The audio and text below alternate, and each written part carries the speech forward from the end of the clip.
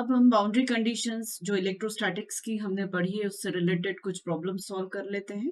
First problem statement आप screen पे देख रहे हैं। A potential field is given as V is equal to 100 e to the power minus 5x sin 3y cos of 4z volts. Let point P, whose coordinates are 0.1, pi by 12, pi by 24, be located at conductor free space boundary. At point P, find the magnitude of V, E, En, Et and rho s. मतलब potential का expression अपने को दे दिया गया है voltage का, और point P के कोऑर्डिनेट्स जो है वो स्फेरिकल कोऑर्डिनेट सिस्टम में दिए गए हैं, और पोटेंशियल का एक्सप्रेशन आपको कार्टेशियन कोऑर्डिनेट में दिया गया है, और फ्री स्पेस और कंडक्टर की बाउंड्री है, और पी पॉइंट पर आपको potential E, electric field, total electric field, normal component of electric field और tangential component of electric field, साथ में रो एस भी फाइंड करना है। तो सबसे पहले मुझे V में P पॉइंट को सब्सटीट्यूट करना है, क्योंकि पार्ट 1 में V फाइंड करना है, तो P पॉइंट को आपको स्फेरिकल से कार्टेशियन में कन्वर्ट करना ही पड़ेगा। अब V का एक्सप्रेशन हमें कार्टेशियन कोऑर्डिनेट सिस्टम में दिया जैसा कि अभी बताया, और P जो है अपना स्फेरिकल कोऑर्डिनेट सिस्टम में। तो सबसे पहले मुझे P को XYZ फॉर्म में कन्वर्ट करना पड़ेगा, ये ट्रांसफॉर्मेशन फॉलो करना पड़ेगा। तो X क्या हो जाएगा, R sine theta cos phi. इसे मैं अगर कैलकुलेट करती हूँ इन्हें सब्सटीट्यूट करके, R थीटा और फाई सब्सटीट्यूट करके, तो मुझे 0.0256 इतना मिलेगा। ऐसे ही y को कैलकुलेट करती हूँ तो r साइन थीटा, तो r sine theta sine phi जो कि मिलेगा 0.0034 इतना मिलेगा। z जो होता है वो r cos थीटा होता है, और r cos थीटा की वैल्यू यहाँ पर 0.097 इवेल्युएट हो रही है।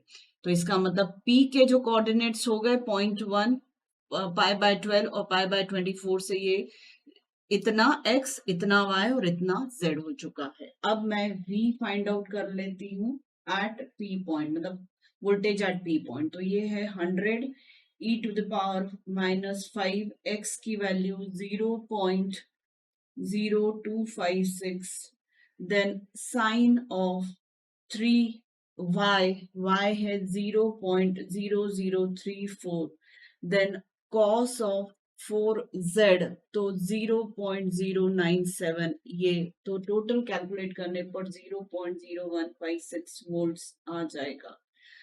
इसके बाद हमें फाइंड करना है E। नेक्स्ट सेकेंड पार्ट, ये हमारा फर्स्ट पार्ट था, सेकेंड पार्ट हमें E फाइंड करना है। तो वो नेगेटिव पोटेंशियल ग्रेडियंट होता है, जो कि del upon del x v a x plus del v by del y a y plus del v by del z a z के अकॉर्डिंग हम फाइंड आउट करेंगे अलोंग विथ माइनस साइन।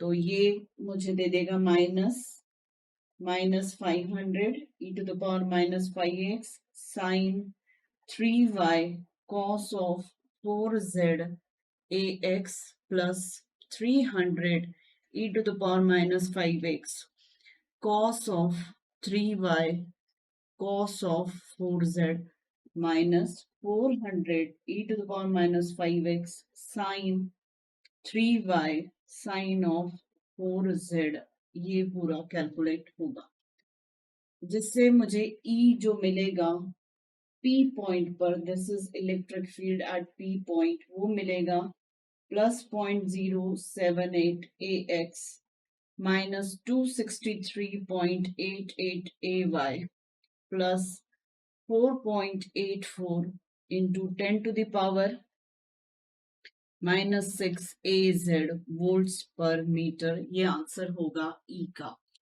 अब हमें E का normal component find out करना है। तो conductor free space वाली जो बाउंड्री है उस पर E और D दोनों ही नॉर्मल कंपोनेंट में मिलेंगे, क्योंकि टेंजेंशियल कंपोनेंट उसका 0 होगा।